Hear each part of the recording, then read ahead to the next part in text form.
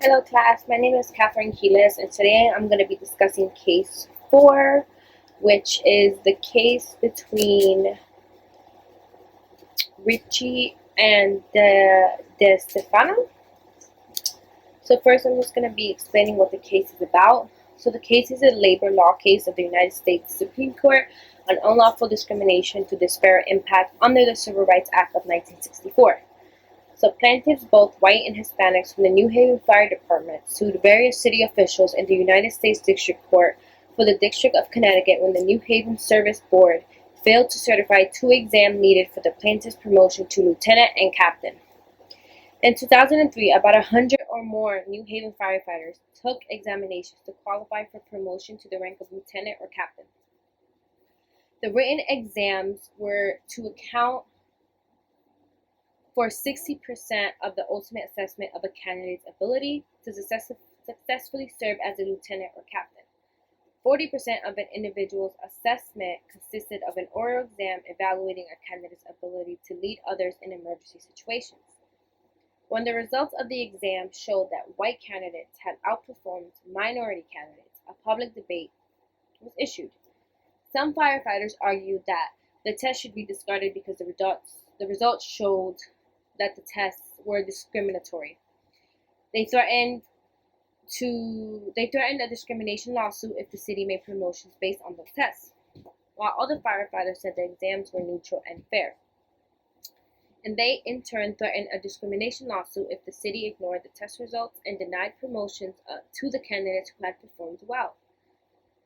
New Haven City Charter requires that the Board of Fire Commissioners use civil service examinations based on a rule of 3, where only the top 3 highest scoring candidates on each of the lieutenant and captain exams may be awarded a promotion. Under this rule of 3, no African American candidates could be awarded a promotion based on the test, since none of the top 3 highest scores on either test belonged to an African American. But the CSB did not certify because the results of the test would have promoted a disproportionate number of white candidates in comparison to minority candidates. So New Haven representatives argued that when measured against the EEOC's 4th-5th standard, a presumption that the test resulted in disparate impact discrimination was inevitable. The plaintiffs, which are the 17 white male candidates and 2 Hispanic male candidates, argue that their rights under Title VII of the Civil Rights Act of 1964, 42 U.S.C. Section 2000E, and the 14th Amendment and the Equal Protection Clause were violated. Plaintiffs were unfairly kept from job promotions because of their race and were expected to have widespread ramifications for affirmative action in civil rights law. So now we're kind of just going to get into what is the issue here, because I know it was a lot. So basically the issue is whether city officials is trying to diversify a civil service department and whether they are guilty of racial discrimination under the Equal Protection Clause or of Title VII when they decide not to utilize written test results which favor one racial class over another, and whether an employer violates 42 U.S.C. and 2000E, which makes it illegal to adjust test scores or cut off scores based on race, when he decides not to utilize test results because the successful candidates are all of one race. So now the question is, what is the specific federal law or statute being litigated? So, Title VII of the Civil Rights Act of 1964 is a specific federal law that Richie and the other plaintiffs are fighting. Under this law prohibits employment discrimination based on race, color, religion, sex, and national origin. Under the Title VII of the Civil Rights Act, an employer may not discriminate with regard to any term, condition, or privilege of employment. They are also arguing the Equal Protection Clause, which requires states to practice equal protection. Equal protection forces the state to govern impartially, not draw distinctions between individuals solely on differences that are irrelevant to a legitimate governmental objective. They are also fighting that city officials are violating their First Amendment rights. The First Amendment states that Congress shall make no law respecting an establishment of religion or prohibiting the free exercise thereof or abridging the freedom of speech, or of the press, or the right of the people peacefully to assemble and to petition the government for a redress of grievances. Based on all of the specific federal laws that they are fighting, the Title VII of the Civil Rights Act is what the Supreme Court held that by discarding the exam, the city of New Haven violated that title. We will talk more about this in a few minutes. I did want to talk about what is the protected class that is involved in this case.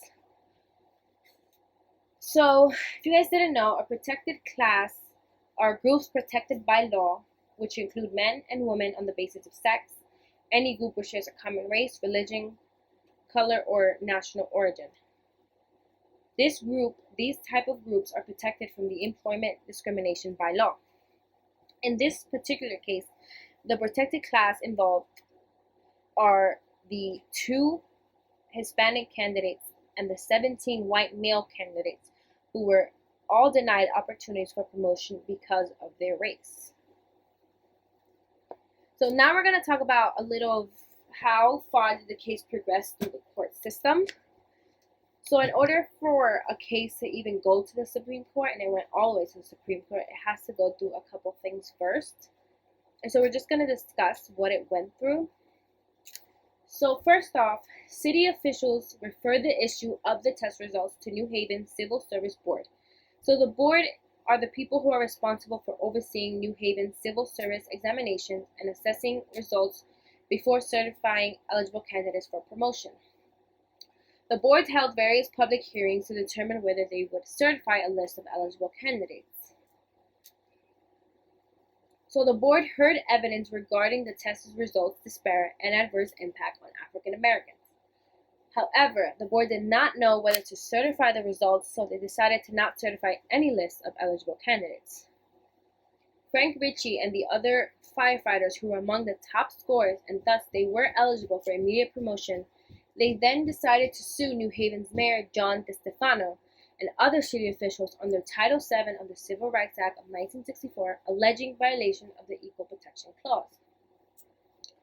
Now we're going to discuss how it all went down. So first, Judge Janet Bonds in the Federal District Court, so the plaintiff and the other firefighters took this case to the District Court, and the Federal District Court ruled for the city, granting its motion for summary judgment, dismissing Ritchie's Title number 7 and equal protection claims. So the firefighters, obviously they lost in the U.S. District Court. The district judge relied on EEOC guidelines, noting that the 4/5 rule would generally be regarded by the federal enforcement agencies as evidence of adverse impact. This judge also explained how New Haven had no obligation to have the test validated after the fact, noting that EEOC guidelines, and this is a quote from the judge, stating that EEOC guidelines do not require or mandate a validity study where an employer decided against using a certain selection procedure that manifests this disparate impact. And Ritchie's argument that DeStefano violated Title VII by refusing to conduct a validity study before rejecting testing results is unpersuasive. So basically, in other words, the district court claims that the Civil Service Board acted because of the apparent discrimination against black promotional applicants, not to intentionally discriminate against white promotional applicants. In short, the plaintiff disagreed with the judge's ruling and appealed to the Court of Appeals. So in order to have your case appealed to the Court of Appeals, you must follow a few steps before that. So Ritchie and the other plaintiffs must prove first that they are part of a protected class, which they are, qualification for the position, they have to prove an adverse employment action, they have to prove circumstances giving rise to an adherence of discrimination on the basis of membership in the protected class. Once they prove all of this, they can move on to the Court of Appeals. So, on appeal, a 3-judge panel of the Second Circuit Court of Appeals heard arguments in this case of discrimination. However, in a 7-6 decision, the Court of Appeals affirmed that the district court's ruling in a summary order without opinion on February 15, 2008 were denied. And they were also denied a rehearing as well. So basically, the Court of Appeals sided with the Federal District Court's rulings. They didn't stop there, though. Ritchie and his fellow plaintiffs didn't think it was fair, so they took their case to the U.S. Supreme Court, and they agreed to hear it. The Supreme Court granted on the consolidated cases on January 9, 2009. So basically, the Supreme Court explained that in a situation like that of New Haven, an employer doesn't have to demonstrate intentional discrimination, but must have stronger evidence than the 4/5 rule presumption of disparate impact. Also, the judge that was on that case, which is Judge Kennedy, noted, and this is his words, that reconciling the interests of those who do not pass the test with the interests of those who should require employers to act with extraordinary care, and that it should take a strong basis and evidence to support race-based remedial actions. On June 29, 2009, in a 5-4 decision, the Supreme Court found in favor of Ritchie. The majority held that, in discarding the exams, the city had violated Title VII of the Civil Rights Act of 1964. So in summary, the Supreme Court held that the city improperly discarded the examination to achieve a more desirable racial distribution of promotion-eligible candidates, since there was no strong basis in evidence that the examination was deficient and that discarding the examination was necessary to avoid disparate impact. So who won the case? Well, I kind of just stated it. The plaintiffs and the other firefighters won the case. The Supreme Court ruled in their favor. I was trying to find what they won and what did they get, or if they were awarded any settlements, but I really couldn't find anything about that.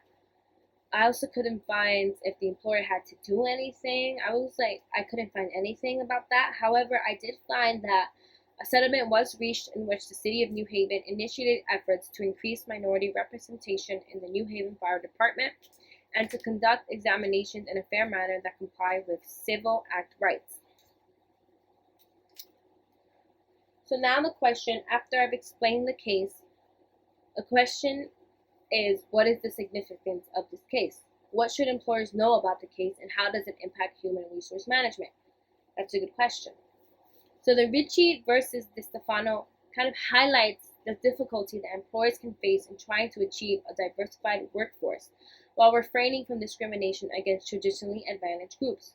So New Haven arguably was trying to avoid Title VII liability from African Americans who may have alleged that they had been denied promotions based on a test that had disparate impact, but instead violated white candidates on their Title VII rights.